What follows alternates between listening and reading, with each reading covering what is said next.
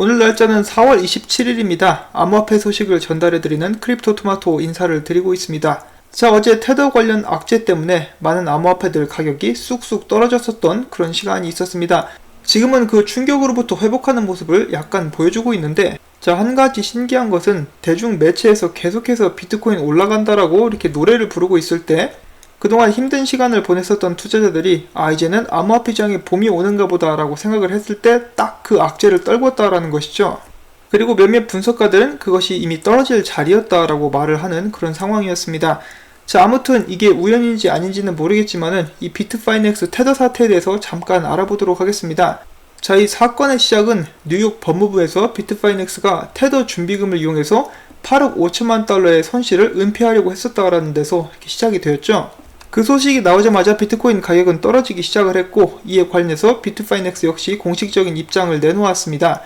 오늘 오전 뉴욕 검찰총장 사무실은 비트파이넥스와 테더에게 특정 문서 제출을 강요하며 사전 공지나 통보 없이 관련 자료 삭제 및 수정 금지 명령을 하달했다. 뉴욕 검찰총장실이 제기한 증거는 사실이 아니다.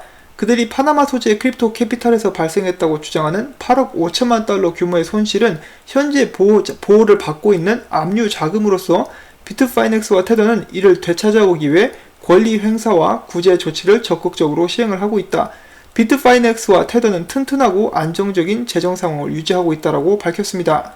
자, 그래서 비트파이넥스 측에서는 날벼락이 떨어진 거예요. 이러한 문제에 대해서 그 전부터 해결을 하려고 노력을 하고 있었는데, 이제 뉴욕 검찰청에서 소리 소문 없이 찾아와가지고 폭탄을 던지고 갔다, 이런 식으로 이야기를 하고 있는 것인데, 이런 상황에 대한 다른 사람들의 의견을 잠깐 들어보도록 하겠습니다. 먼저 블록체인 기업의 신비온트 회장이 이야기하기를, 암호화폐 거래소가 책임감을 갖고 거래소 운영에 임해야 되는 것은 맞지만은 이제 뉴욕 주 당국의 이번 조치는 이중 잣대 논란을 피하기 어렵다. 정말 잣 같은 짓을 했다라고 지적을 했다. 이와 관련해서 그는 앞서 2009년 뱅크 오브 아메리카 메릴린치도 비트파이넥스와 비슷한 상황이 발생했었지만 뉴욕 검찰총장실은 지금과 같은 수준의 조치를 취하지 않았다라고 설명을 했습니다. 그 외에 중국의 유명 투자자죠. 자오둥 디펀드 창업자가 이야기하기를, 현지 사법주가 크립토 캐피탈에 예치된 8억 5천만 달러 규모의 자금을 동결시킨 것은 맞다. 이에 대해서 뉴욕 검찰총장실은 비트파이넥스가 고객 자금 반환 능력을 상실했다고 확대 해석했으며, 이는 전형적인 미국식 깎아내리기 수법이다. 억류된 자산이 있는 것은 사실이지만은 그것은 손실됐다라고 이야기하기는 좀 그렇다. 맞지 않는 표현이다. 그들의 억류된 자산은 포르투갈, 폴란드, 미국 등 여러 은행에 관련이 되어 있고, 비트파이넥스 같은 경우는 2018년 매출이 4억 달러, 지출은 1200만 달러에 불과했다.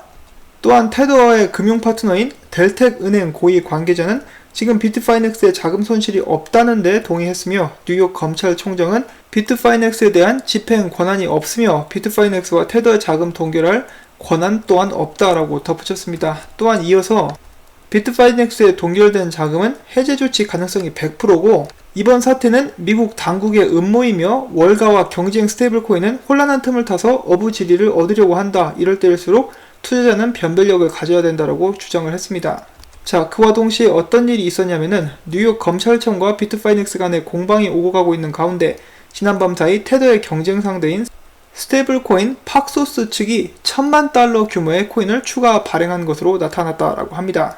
자, 또한 그와 동시에 비트파이넥스에서 해킹으로 탈취당한 119만 9,756개의 비트코인 중 300개가 해커에 의해서 이동한 흔적이 있었다라는 그런 발표도 나온 적이 있습니다. 자, 그 다음에 CNBC의 라이언 노이너 같은 경우는 이 비트파이넥스 사태가 잘 된 것이다. 비트파이넥스는 나쁜 놈들이기 때문에 이런 놈들을 조져야 한다. 그러므로 이것은 호재라고 볼 수 있다라고 이야기를 했습니다. 더블록의 분석가 같은 경우는 비트파이넥스 동결 자금을 회수하지 못할 경우에 이 손실을 메우는 데만 3년 이상이 소요될 것이다라고 이야기를 했고요. 지금 이래저래 말이 굉장히 많은 상황입니다. 자, 근데 여기서 저희가 짚고 넘어가야 될 것이 몇 가지가 있는데요. 첫 번째로 비트파이넥스에게 시비를 건 뉴욕주는 뉴욕주 내에서만 그 권한을 발휘를 할 수가 있습니다. 그리고 지금 100% 이들이 손실을 했다라는 것이 확실하지 않은 그런 상태죠. 발표를 일방적으로 그렇게 한 것이고 지금 비트파이넥스에서 이렇게 맞대응하려고 움직임을 보여주고 있습니다. 사실 이 테더 관련된 문제는 굉장히 오래전부터 이렇게 불거져 왔었죠. 작년 같은 경우만 해도 테더가 70센트까지 떨어졌었던 그런 일도 있었습니다. 자, 그리고 한 가지 더 이렇게 말씀을 드릴 수가 있는 것은 이렇게 자금이 동결되는 사태, 이제 테더가 사업을 어떻게 했는지는 모르겠지만은 이 사태는 하루 이틀 일이 아닙니다. 여기 보시면은 2018년 4월 11일부터 자금 세탁 관련해 가지고 폴란드 당국으로부터 이렇게 문제가 이렇게 야기가 되었었던 그런 적이 있었고요. 나중에는 비트파이넥스가 이 콜롬비아 사람들의 코카인 그런 문제와 또 이렇게 연관이 돼 가지고 이제 폴란드 당국에서 3억 7,100만 달러를 이렇게 압수한 그런 일도 있었습니다. 자, 비트파이넥스 같은 경우는 정말 사고 뭉치라고 볼 수가 있겠죠. 계속해서 이렇게 문제를 일으키고 다니는데, 자, 과연 압류된 자산을 손실로 볼 수 있을 것인지 아닐 것인지가 이 문제를 해결할 수 있는데 쟁점이 될 것이라고 이렇게 생각을 해볼 수가 있겠습니다. 물론 동결된 자금을 풀 수만 있다라면은 이제 모든 논란은 쉽게 정리가 될 수가 있겠죠. 자, 한편 이 테더를 가장 많이 가지고 있는 거래소는 이제 세계 1등 거래소인 바이낸스입니다. 약 7억 8천만 달러 상당을 가지고 있고요. 두 번째는 후오비로서 3억 800만 달러 이렇게 정도를 가지고 있다고 합니다. 많은 사람들이 지금 벌써부터 테더가 망했다, 돈 다 빼라 이런 이야기가 오고 가고 있는데, 자, 여러분들의 의견은 어떻습니까? 지금 테더를 다 팔고 다른 스테이블 코인으로 갈아타야 될까요? 자, 만약에 테더가 망한다 그러면은 이 바이낸스도 망할 것이다 라고 이야기를 하는 사람도 있고, 여기에 대해서 CG 같은 경우는 테더는 우리 돈이 아니다, 다른 코인들과 마찬가지로 사용자들의 금액이기 때문에 그들은 언제든지 그들의 테더를 사고 팔 수 있다 이런 식으로 이야기를 했고, 한마디로 이제 테더는 망하되 바이낸스는 망하지 않는다 이런 식으로 해석을 하는 사람도 있었습니다. 지금 전 세계에는 이 테더를 사용해서 거래를 하는 거래소들이 꽤 있기 때문에 만약에 테더가 무너진다 그러면은 여러 거래소 그리고 이제 암호화폐 시장 전반적으로 큰 혼란이 야기될 수 있을 것이라고 저희가 생각을 해볼 수가 있습니다. 특히 이제 뭐 테더를 상폐해야 된다라는 말까지 벌써 나오고 있는데, 그렇게 됐을 경우에 손해를 보는 사람들도 굉장히 늘어날 것이라고 생각을 해볼 수가 있고요. 이런 부분 같은 경우는 이제 단순 코인 상폐가 아니기 때문에 비트코인 SV 때 왔었던 그런 혼란과는 비교도 안 될 만큼 큰 안 좋은 상황이 연출이 될 수가 있습니다. 비트파이넥스는 망하겠죠. 자, 아무튼 여기 좀 중요한 사안이라서 다루는데 좀 길어지긴 했는데, 부디 이 문제가 빨리 잘 해결될 수 있기를 바랍니다. 자, 또 그 와중에 비트파이넥스 내에서 비트코인 숏 포지션 비율이 증가해서 60.67%를 차지했다라고 합니다. 자, 그 다음에 국내 뉴스 잠깐 보도록 하겠습니다. 지난번에 제가 다뤘었던 소식과 비슷한 소식인데요. 한국 인구 중에 무려 8%가, 그러니까 즉 400만 명이 암호화폐에 투자를 하고 있다는 소식이 나왔습니다. 이거 믿을 수 있는 걸까요? 지난 3월 국회에 올라온 한 보고서에 따르면 대한민국에 300개에 달하는 거래소가 있다고 합니다. 엄청나죠? 말 그대로 잡거래소가 판치는 그런 세상이라고 볼 수가 있겠습니다. 자, 이런 여세를 몰아가지고 해외 거래소들이 대한민국 진출을 노린다라고 하는데, 몽골, 싱가폴, 홍콩 등등에서 이제 대한민국을 노리고 침입을 하려고 하는데, 되지가 않죠. 한국 당국에서 다 막아버렸는데, 벌집 계좌도 안 열어주는데 얘네들은 이제 들어왔다가 쪽박차고 나가게 될 것입니다. 자, 그 다음에 빗썸 거래소가 3개로 확대가 되게 됩니다. 빗썸 글로벌 다음 달에 이제 출시를 하겠다라고 발표를 했는데요.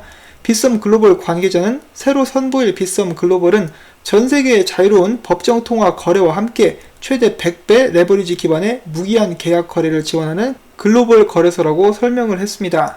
전 세계 12개국의 진출을 앞두고 있는 빗썸 글로벌 같은 경우는 지금 현재 대한민국의 빗썸과는 별도로 운영이 될 것이라고 합니다. 다행이죠. 자, 다음에는 인도 관련된 소식이 있습니다. 최근 이코노믹 타임즈에 따르면은 인도 정부가 인도 내에서 암호화폐를 금지시킬 것이다. 또한 그것에 관련된 암호화폐 금지 및 공식 디지털 통화 규제 법안 2019가 정부 관련 부처에서 이미 배포가 된 상태다라고 이야기를 하고 있습니다. 자, 근데 문제는 이름을 공개하지 않은 이 소식통에 의해서 나온 정보이고요. 한마디로 찌라시라고 볼 수가 있겠죠. 이 찌라시에 따르면은 모든 형태의 암호화폐 판매 및 구입, 발행을 완전히 금지시키는 아이디어를 인도 정부의 여러 부서들이 이미 승인을 한 상태다라고 이야기를 하고 있습니다. 정말로 재수없는 찌라시라고 볼 수가 있겠죠. 자, 그런데 이처럼 정부에서 막아도 할 사람은 다 거래를 하게 될 것이라고 생각을 합니다. 막을 수가 없어요. 자, 한편 인도의 거래소인 코인엑스에서 5월 4일부터 비트코인 SB를 상폐하겠다라고 소식을 내걸었습니다. 자, 몇 년째 진행이 되고 있는 케이스 중에 하나죠. 이 코인베이스 내부 거래 의혹에 관한 것인데, 비트코인 캐시가 상장되었을 때 펌핑이 엄청나게 왔었습니다. 이것을 두고 미국의 판사는 코인베이스의 내부 거래 의혹이 사실상 입증하기는 어렵다라고 이야기를 했고요.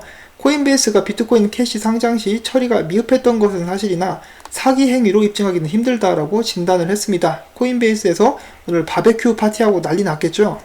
이 더러운 놈들인데 안 걸리고 넘어갔습니다. 자, 캐나다의 대부 업체가 남미 암호화폐 거래소와 파트너십을 체결하고 비트코인 기반 대출 서비스를 지원하기 시작했다고 합니다. 남미 같은 경우는 지금 비트코인 인기가 나날이 치솟고 있죠. 아마도 그런 것을 노린 움직임이 아닐까 하고 생각을 해봅니다. 암호화폐 온톨로지 팀이 공식 채널을 통해서 트론 커뮤니티 내 최대 노드인 세사미 시드가 온톨로지 생태계의 새로운 노드로 합류할 예정이라고 밝혔습니다. 향후 세사미 시드가 보유한 트론 월렛, 트론 와치마켓, 세딧은 온톨로지 플랫폼으로의 전환 그리고 서비스를 제공할 예정이라고 합니다. 자, 트론에서는 사람들을 잃은 것 같죠?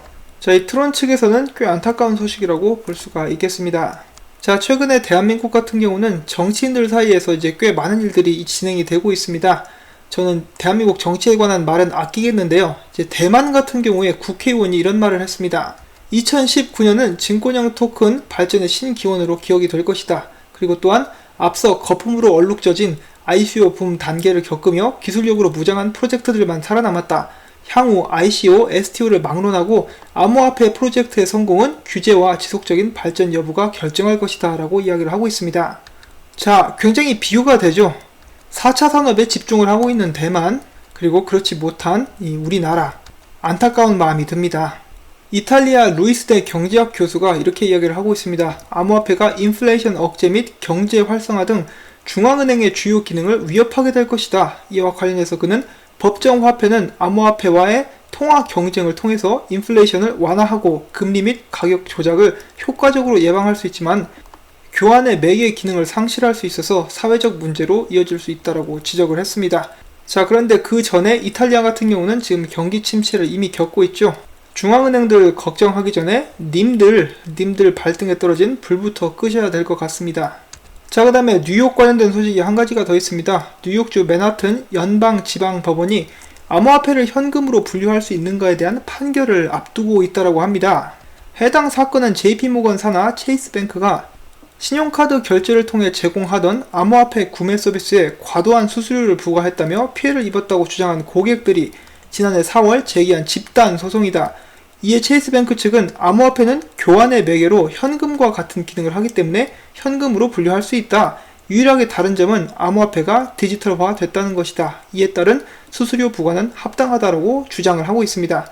그 반면에 소송을 제기한 고객들은 암호화폐는 상품으로 분류하는 것이 맞으며 체이스뱅크는 상품에 과도한 수수료를 부과했다며 JP모건 측과 대립을 하고 있습니다. 자, 그 전부터 저희가 계속해서 이야기를 들어왔지만은 기존의 은행들은 암호화폐를 싫어합니다. 그리고 또한 뱅커들은 욕심이 많아가지고 최대한 많은 수수료를 물리게 하기 위해서 언제나 고객들의 목덜미를 노리고 있죠. 자, 그와 더불어서 지금 이 판례가 나오게 된다라면은 암호화폐가 상품이다 혹은 현금으로 봐야 된다라는 판례가 나오게 된다라면은 꽤 중요한 신흥산업의 이정표가 될 수 있다라고 이야기를 하고 있습니다. 자, 과연 어떤 판결이 나오게 될지 저도 굉장히 궁금합니다. 이번 주에 미국 오하이오주 하원이 제출한 법안을 통해서 주정부를 포함한 정부 기관들이 블록체인을 도입할 수 있게 될 전망이라고 합니다. 벌써부터 이제 주 정부 측에서 블록체인 기술을 적극적으로 도입하는 주가 나왔습니다. 미국은 주들이 이제 정부보다 더 앞서 나가는 그런 모습들을 보여주고 있는데 제가 이렇게 가만히 보면은 이 주들 간의 경쟁도 만만치 않다라는 것을 볼 수가 있겠죠. 이런 건전한 경쟁이 이제 사회를 더 발전시키는데 이바지하지 않을까 하고 생각을 해보면서 다음 소식은 이제 또 비트코인 하락세에 관한 소식입니다. 비트코인 하락세 일시적인 조정인가 추세 전환인가? 자, 코인데스크의 의견을 한번 보도록 하겠습니다. 코인데스크는 비트코인이 현재 5,477달러에 자리 잡고 있는 50주 이동평균선 아래로 떨어진 만큼 추가 후퇴로 이어질 수 있는 가능성이 있다고 내다봤습니다. 비트코인은 2015년 7월에도 지금처럼 50주 이동 평균선에서 거부당한 뒤 가파른 매도 상황을 경험한 적이 있습니다. 자, 코인데스크 같은 경우는 비트코인의 기술 차트들이 비트파이넥스 스캔들 이전에 이미 가격 후퇴 신호를 보내고 있었다며 비트코인이 앞으로 며칠 내 5,000달러 아래로 떨어질 가능성도 있다고 전망을 하고 있습니다. 하지만 기술적으로 중요한 30일 이동평균선 4,998달러가 비트코인을 강력하게 지지해 줄 경우 비트코인의 단기 전망은 다시 강세 전환이 가능할 것으로 분석을 하고 있습니다. 전체적으로 일단 하락을 예상을 하고 있는 그런 모습인데, 하락하게 되었을 경우 이 4,998달러 지지선이 지켜지느냐 무너지느냐에 따라서 앞으로의 방향이 결정될 것이다 라고 이야기를 하고 있는데, 어느 정도 설득력은 있는 그러한 좋은 분석이라고 생각을 해봅니다. 자, 그 다음엔 흥미로운 기사가 하나 나와서 퍼와봤습니다. 워렌 버핏은 왜 금이나 비트코인에 투자를 하지 않는가? 그만의 이유가 있다라고 하는데요. 제가 이 기사를 약간 요약을 해봤습니다. 자, 워렌 버핏 같은 경우는 가만히 놔두면 알아서 성장하는 생산적인 종목, 예를 들어 주식에만 투자를 합니다. 코카콜라라든지 미국의 유명 패스트푸드 체인점인 델리퀸 같은 경우는 통화가 금이든 비트코인이든 사람들이 계속해서 이용을 하기 때문에 사업이 점점 커져 나갑니다. 반면에 금 같은 경우는 스스로 가치를 늘릴 수는 없는 비생산적인 투자 목록 중에 하나입니다. 금은 일단 사놓고 가치가 오르기를 기다려야 되는데, 이는 마치 다른 사람들이 공포를 느껴서 금을 서로 매입하기를 원할 것이다 라는 심리를 전제적으로 깔고 이렇게 투자를 하게 되는 것입니다. 그 말인 즉슨 금 같은 경우 이익을 남기기 위해서는 누군가가 반드시 내가 구매한 것 이상의 값을 지불하고 금을 사가야 나에게 이윤이 돌아오게 되는데, 이것은 마치 금이란 비생산적인 것에 투자한 내가 바보다 라고 치면은 나보다 더 어리석은 사람이 나오기를 기대하고 기다리는 것과 같다라고 이야기를 하고 있습니다. 또한 매년 채굴되는 금의 양이 있는데, 그것들이 소비가 되지 않고 사람들이 사가지 않는다면은 그 수요를 맞춰서 가치가 떨어지지 않게 하기 위해서 누군가는 채굴돼서 나오는 금을 꾸준히 매입을 해줘야지만 그 가치가 유지되거나 올라갈 수가 있는 것입니다. 비트코인도 금과 마찬가지로서 누군가는 계속 매입을 해주어야만 합니다. 왜냐하면 채굴이 계속 되고 있기 때문이죠. 반면에 코카콜라나 사람들이 소비하는 기호식품, 예를 들어 초콜릿이랄지 그런 것들은 만약에 비트코인이 통화로 자리 잡게 된다 할지라도, 혹은 금이 통화로 자리 잡게 된다 할지라도 사람들은 계속해서 그 통화를 사용해서 비트코인이든 금을 통해서 콜라를 사서 마실 것이기 때문에 계속해서 지속 성장 가능한 분야로서 볼 수가 있는 것입니다. 이것이 워렌 버핏이 투자하는 원리이며 그는 계속적으로 성공을 해왔습니다. 그리고 또한 워렌 버핏 같은 경우는 전에 암호화폐를 신기루 혹은 쥐약이라고 부른 적이 있습니다. 자, 이런 부분 같은 경우는 여러분께서는 어떻게 생각을 하십니까? 워렌 버핏이 머리를 잘 썼죠? 자, 그런데 여기서 저는 약간의 반론을 이렇게 제기를 해보고 싶습니다. 워렌 버핏의 이런 원리 같은 경우는 기존에 있는 사회가 몰락하지 않고 자금 유통이 계속되고 지속적으로 경제가 발전한다는 전제하에 나온 것이지 않을까 싶습니다. 자, 그런데 이제 금이나 은을 모으는 사람들의 말을 들어보면은 그 사람들은 정말 궁극적으로 이 사회가 망할 때를 기다려서 이 금이나 은을 모으는 사람들이 굉장히 많습니다. 특히나 이제 마구잡이로 찍어내고 있는 이런 화폐들이 가치가 떨어지게 될 날이 온다라는 것이죠. 돈이 없으면은 물을 마시지 누가 콜라를 사서 마시겠습니까? 그렇게 되었을 때 이제 기존에 있었던 산업들이 축소되는 반면에 그 자리를 대체하게 되는 새로운 통화들의 가치는 엄청나게 단기간 내에 올라갈 수도 있다라는 것이죠. 그리고 종이돈이 쓰레기가 된다라면은 그 금이나 은이라든지 비트코인이 없이는 살아남을 수 없는 그런 사회가 오게 될 수도 있습니다. 여기서 또 극단적인 예, 베네수엘라가 또 나오게 되겠죠. 오늘 나오는 발표에 의하면은 이 트럼프 대통령의 활약에 힘입어서 미국 경제의 성장률이 예상치보다 훨씬 더 높게 나왔다라고 그러죠. 이것을 두고 제가 대한민국 기사에 나왔었던 답글을 읽어본 것과 미국 사람들이 남기고 있는 답글을 봤을 때 많은 상반된 그런 견해들을 볼 수가 있었습니다. 제가 엊그제 리플 영상에서 여러분들께 이제 듀크 대학교에서 설문조사한 것을 이제 공유를 했었는데, 미국 전체 내에 있는 CFO들 중에 3분의 2는 내년 3분기 정도까지 이제 경제 공황이, 경제 침체가 닥칠 것이다라고 예상을 하고 있다라고 합니다. 자, 그런데 이 정도 경제 성장률은 갑자기 어디서 튀어나온 것일까요? 그런 부분에 대해서 여러분들도 이제 한번 알아보실 수 있으면은 이제 도움이 될 것 같아요. 근데 사실 미국보다는 지금 한국이 더 걱정입니다. 지금 경제 성장률도 많이 안 좋고, 제가 지난번에 얼핏 들었는데 GDP도 꼬꾸라지고 있다라고 하니까 당장 우리 발등에 떨어진 불부터 꺼야 될 것 같습니다. 지금 무슨 화폐개혁 이야기도 나오고 있는데 그게 전부 다 밑밥 까는 거 아니겠습니까?